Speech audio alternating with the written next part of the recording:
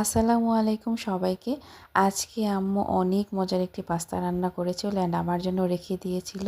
And আজকে আমার ডিনারে ছিল হচ্ছে অনেক মজার শুটকির ভর্তা আর ছিল মাছ ভাজা, তার সাথে ছিল হচ্ছে সবজি।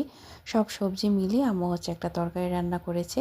এটা ছোটোবেলা থেকে আমার আম্মুর হাতের এই তরকারিটা এত পরিমাণ মজা হয়, মানে এটা আমরা ছোটোবেলা থেকেই খেয়ে আসছি। অ্যান্ড ভর্তাটা কিন্তু অনেক মজা হয়েছে সিরিয়াসলি। অ্যান্ড মাছ ভুনাটা তো আরও বেশি মজা হয়েছে। আসলে আম্মুদের হাতের প্রতিটা রান্নাই মজা হয়ে থাকে, সবার আম্মুদের হাতেরই। অ্যান্ড মাছ ভুনাটা অনেক মজা মজা করে খেয়েছি। কই মাছ আসলে যেভাবেই রান্না করা হয় সব কিছু দিয়েই মজা, সবজি দিয়ে রান্না করলেও মজা, ভুনা করলেও মজা। তো আজকে হচ্ছে আম্মু ভুনা করেছিল। অ্যান্ড আমাদের বাসায় শুটকির ভর্তাটা অনেকভাবে বানায়। তো আজকে আমার আম্মু সবসময় এইভাবে কাঁচামরিচ দিয়ে ঝাল করে তারপর হচ্ছে বানিয়ে থাকে। অ্যান্ড এটা হচ্ছে আমার সবজি।